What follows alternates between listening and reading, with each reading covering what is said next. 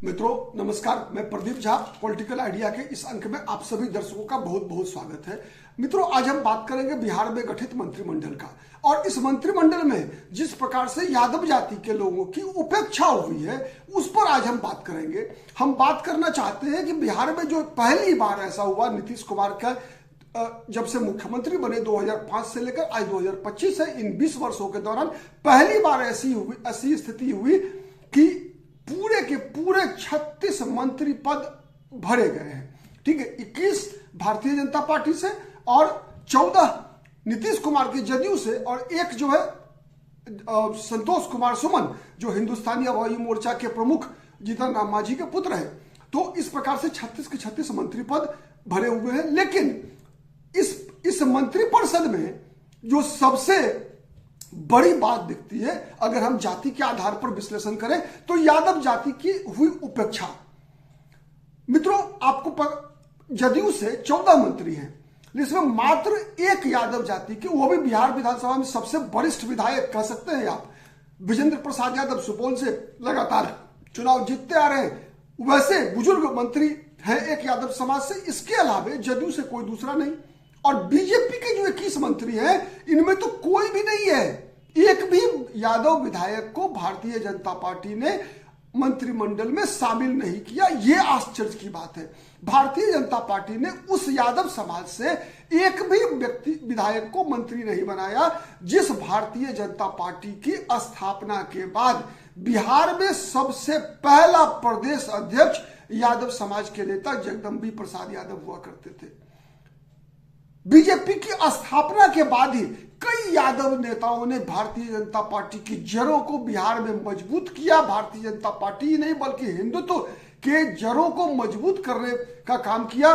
उनमें नाम है जगदम्बी प्रसाद यादव, जनार्दन प्रसाद यादव, रामदास राय। आपको आश्चर्य लगेगा यह जानकर कि भारतीय जनता पार्टी का पुराना रूप जो भारतीय जनसंघ था, भारतीय जनसंघ की टिकट पर सबसे पहले बिहार से चुने जाने वाले सांसद का नाम है ज्ञानेश्वर प्रसाद यादव। वह भी यादव जाति से ही थे। ठीक है, भारतीय जनता पार्टी ने जब 2017 में से लेकर 2020 के बीच में, जब भारतीय जनता पार्टी लगातार अपना मुख्यमंत्री बिहार में बनाने को प्रयासरत थी, उस दौर में भी आपको याद होगा कि भारतीय जनता पार्टी के मुख्यमंत्री पद के लिए जो उम्मीदवार थे वो नित्यानंद राय थे।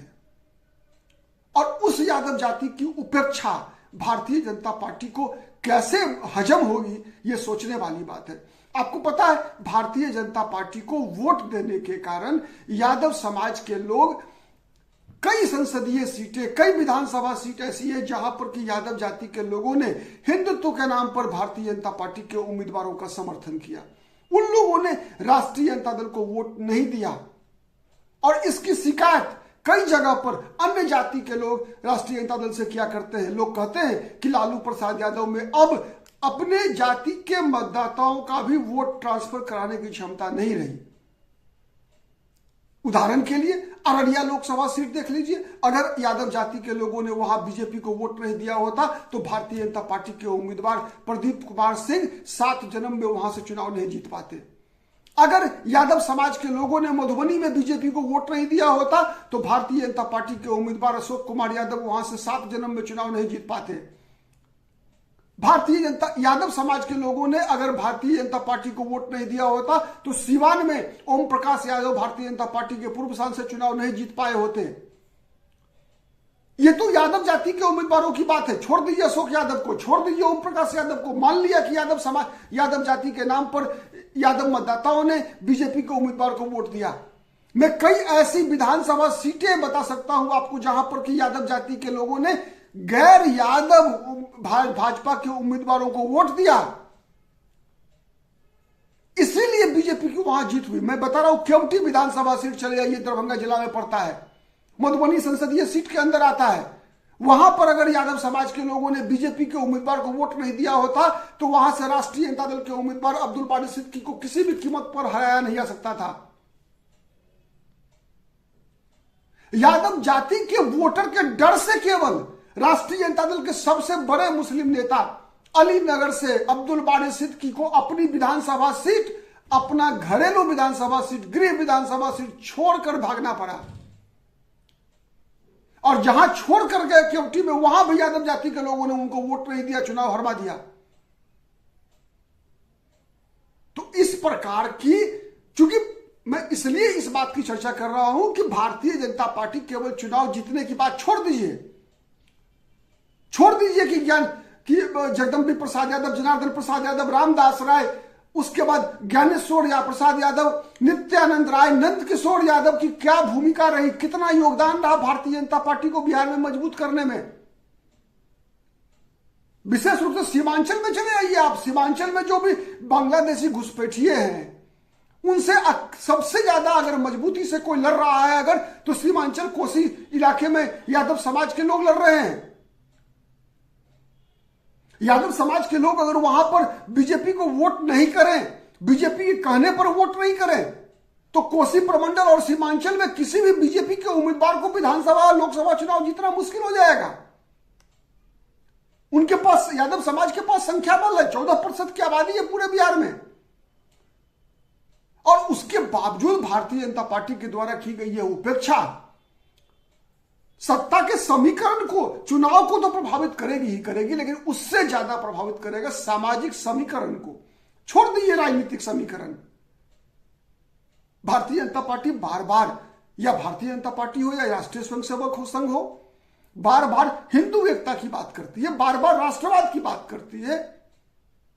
अब बताइए कि आप अगर 14% हिंदू समाज की सबसे बड़ी आबादी को ही आप सत्ता की मुख्य धारा से बाहर कर देंगे, तो आप कैसे जस्टिफाई करेंगे हिंदू एकता को? आप कैसे यादव समाज के लोगों से यह अपेक्षा करेंगे कि अगर सीमांचल में वहां बांग्लादेशी घुसपैठियों से अगर मुकाबला करना है, तो यादव समाज के लोग हिंदुत्व के प्लेटफॉर्म पर आकर माने हिंदू एकता को मजबूत करें?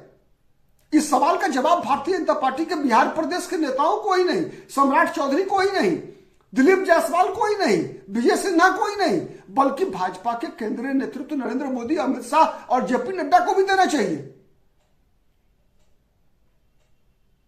तो ये एक आश्चर्य का विषय है कि मोहन राव भागवत लगातार, आज से 2 दिन पहले भी उन्होंने हिंदुत्व की बात की है, कहा है कि हिंदुत्व ही राष्ट्रीयता है, इसके इर्द गिर्द ही पूरे देश में एकता का संचार होना चाहिए। आप किस प्रकार की एकता, आप एकता का विकास आप करना चाहते हैं, जब आप केवल एक जाति की इसलिए उपेक्षा कर देते हैं कि उस जाति से राष्ट्रीय जनता दल का उम्मीदवार मुख्यमंत्री पद का उम्मीदवार है? आप ये मानकर चलते हैं कि नहीं, जितने भी यादव है सबके सब तेजस्वी यादव को ही वोट देते हैं? अगर मान लिया अगर वोट भी देते हैं, तब भी समाज बड़ा या सत्ता बड़ा? अगर भारतीय जनता पार्टी ये समझती है, नीतीश कुमार भी उतने ही जिम्मेवार है जितनी भारतीय जनता पार्टी जिम्मेवार है। अगर ये लोग समझते हैं कि समाज बड़ा है, सत्ता आती है जाती है, आज कोई मुख्यमंत्री है, कल कोई दूसरा मुख्यमंत्री होगा, आज किसी पार्टी की सरकार है, कल दूसरी पार्टी की सरकार होगी, लेकिन समाज तो अस्थायी है। इस समाज की एकता को बनाने का प्रयास सत्ता के द्वारा होना चाहिए कि सत्ता के द्वारा समाज को तोड़ने का प्रयास होना चाहिए?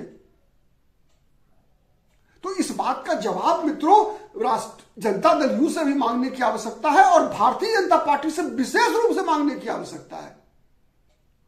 क्योंकि जनता दल यू का अगर हम गौर से देखें, अगर तो 1995 से जब से समता पार्टी बनी, तो नीतीश कुमार का एक तरह से जब भी वो राजद के खिलाफ रहे, चूंकि उनका राजनीतिक प्रभुत्व ही बढ़ा राष्ट्रीय जनता दल लालू प्रसाद यादव के विरोध में, तो लगातार वो यादव विरोधी प्रदर्शन कराने का प्रयास करते हैं। लेकिन भारतीय जनता पार्टी तो ये नहीं कर सकती।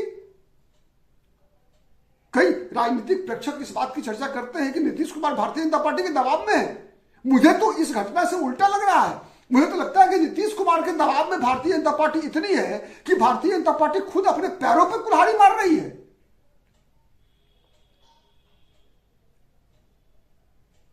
आज अनुमान लगाइए कि भारतीय जनता पार्टी के बड़े नेता, जिन लोगों ने, यादव समाज के कई ऐसे नेताओं ने जिन्होंने भारतीय जनता पार्टी के लिए अपनी जान दे दिया। पटना में दानापुर के सत्यनारायण सिन्हा, अगर वो भारतीय जनता पार्टी का काम नहीं कर रहे होते, अगर वो उस दौर में लालू प्रसाद यादव के साथ चले गए होते, तो उनकी हत्या नहीं होती। ऐसे कई कार्यकर्ता रहे हैं भारतीय जनता पार्टी के, जिन्होंने कि केवल बीजेपी का समर्थन करने के लिए अपने समाज में, अपनी जाति के अंदर उपेक्षित हुए।